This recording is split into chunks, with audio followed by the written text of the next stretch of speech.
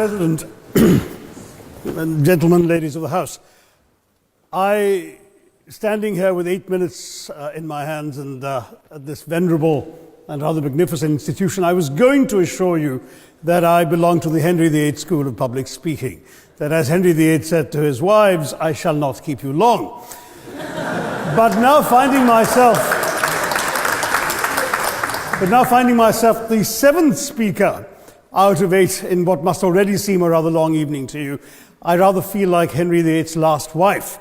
I more or less know what's expected of me, but I'm not sure how to do it any differently.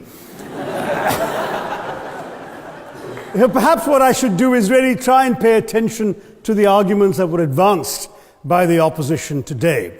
We had, for example, Sir Richard Ottaway challenging the very idea that it could be argued that the economic situation of the colonies was actually worsened by the experience of British colonialism. Well, I stand to offer you the Indian example, Sir Richard.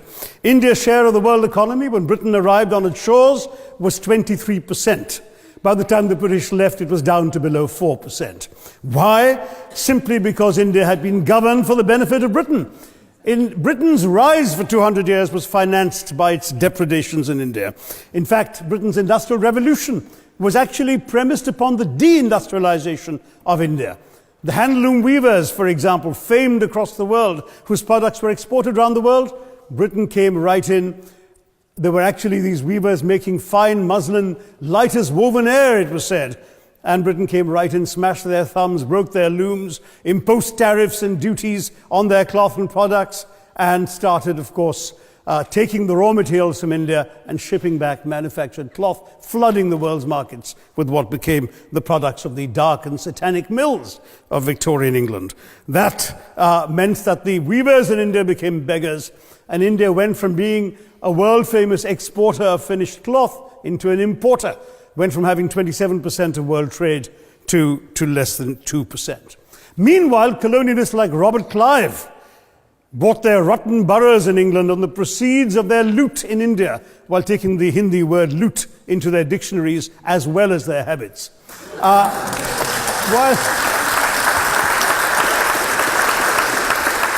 And the British had the gall to call him Clive of India, as if he belonged to the country, when all he really did was to ensure that much of the country belonged to him.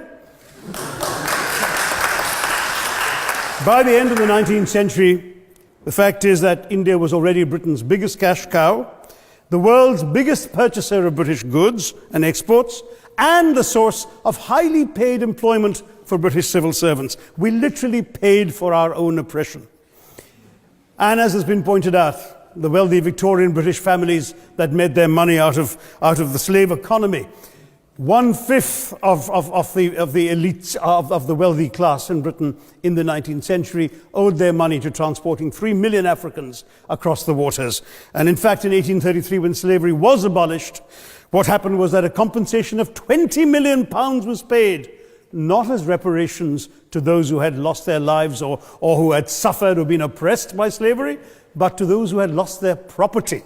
I was struck by the fact that your Wi-Fi password at this union commemorates the name of Mr. Gladstone, the great liberal hero. Well, I'm sorry, his family was one of those who benefited from this compensation.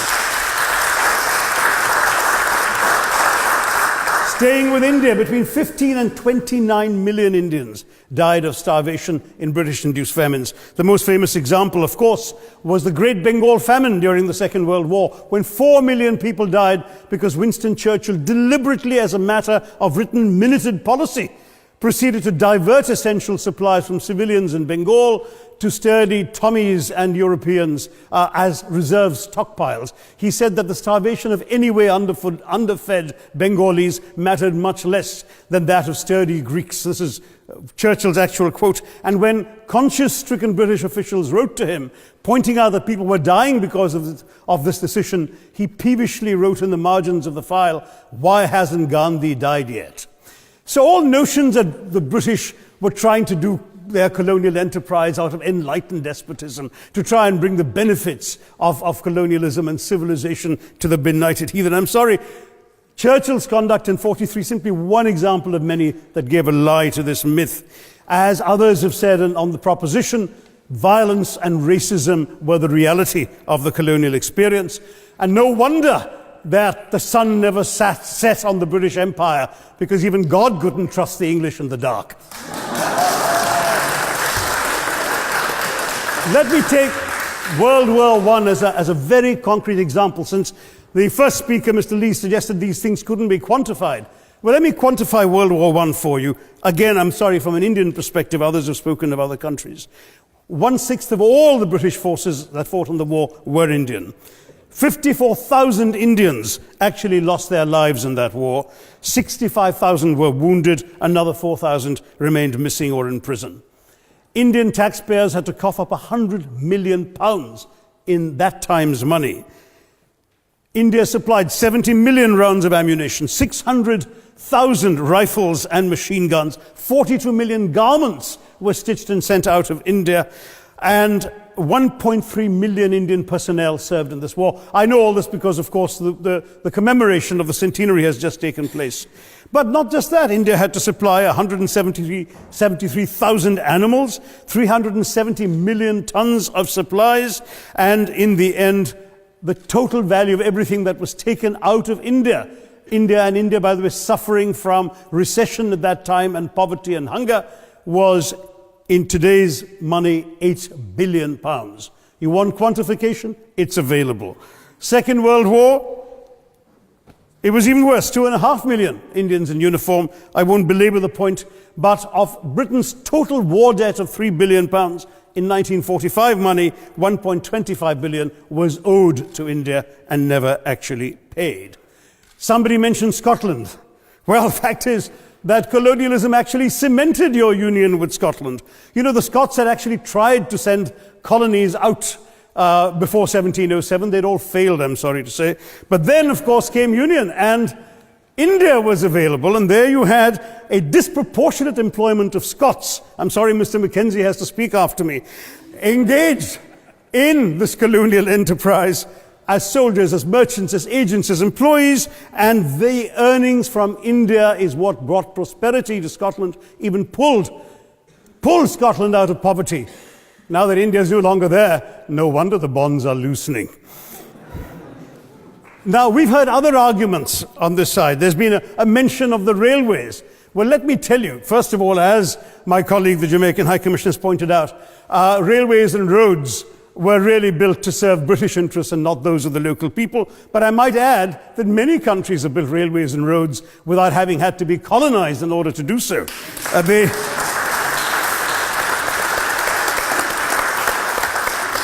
They were designed to carry raw materials from the hinterland into the ports to be shipped to Britain.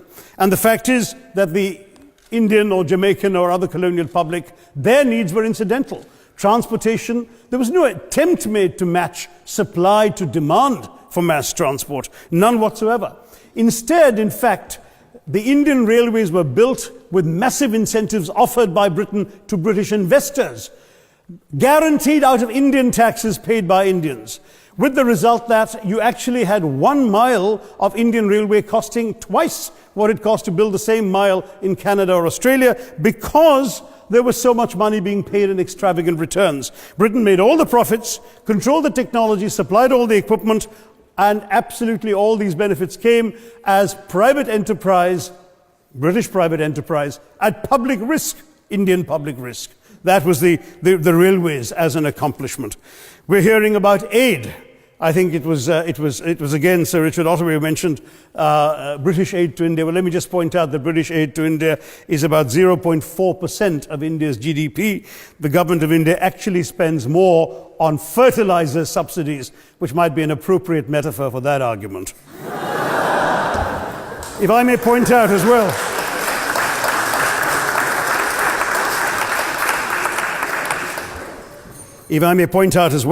that as my fellow speakers from the proposition have pointed out, there have been incidents of racial violence, of loot, of massacres, of bloodshed, of transportation, in India's case, even of one of our last Mughal emperor. Yes, maybe today's Britons are not responsible for some of these depredations, but the same speakers have pointed with pride to their foreign aid. You're not responsible for the people starving in Somalia, but you give them aid. Surely the principle of reparations for the wrongs that have been done cannot be denied. It's been pointed out, for example, the dehumanization of Africans in the Caribbean, the massive psychological damage that has been done, the undermining of social traditions, of property rights, of the authority structures of these societies, all in the interests of British colonialism. And the fact remains that many of today's problems in these countries, including the persistence, in some cases the creation of racial and ethnic and religious tensions, were the direct result of the colonial experience. So there is a moral debt that needs to be paid. Someone challenged reparations elsewhere. Well, I'm sorry, Germany doesn't just give reparations to Israel. It also gave reparations to Poland. Perhaps some of the speakers here are too young to remember the dramatic picture of Chancellor Willy Brandt on his knees in the Warsaw Ghetto in 1970. And there are other examples. There is Italy's reparations to Libya. There's Japan's to Korea. Even Britain has paid reparations to the New Zealand Maoris. So it's not as if this is something unprecedented or unheard of that's going to somehow open some sort of nasty Pandora's box. No wonder Professor Lewis reminded us that he's from Texas. There's a wonderful expression in Texas that summarizes the arguments of the opposition: all hat and no cattle. Now, if I can just quickly look through the other notes I was scribbling while they were speaking, there was reference to democracy and rule of law. Let me say with the greatest possible respect, it's a bit rich to oppress, enslave, kill, torture, maim people for 200 years and then celebrate the fact that they're democratic at the end of it.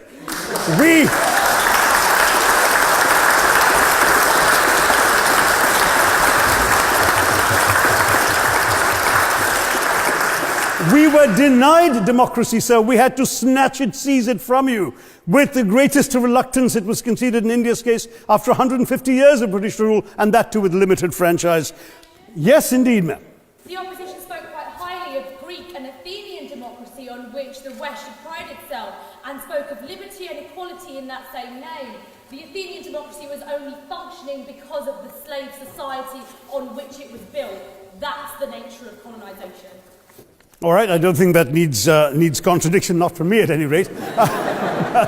But if I may just point out, I think the arguments made by a couple of the speakers, the first speaker, Mr. Lee in particular, conceded all the evil atrocities of colonialism, but essentially suggested that reparations won't really help. They won't help the right people. They'll be used as a propaganda tool. They'll embolden people like Mr. Mugabe. It's always nice how in the old days, I'm sorry to say that the people of the Caribbean used to frighten their children into behaving and sleeping by saying Sir Francis Drake would come after them. That was a legacy of that. Now it's Mugabe will be there. So this is the new sort of Sir Francis Drake of our times. The fact is very simply, sir, that we are not talking about reparations as a tool to empower anybody. They're a tool for you to atone for the wrongs that have been done. And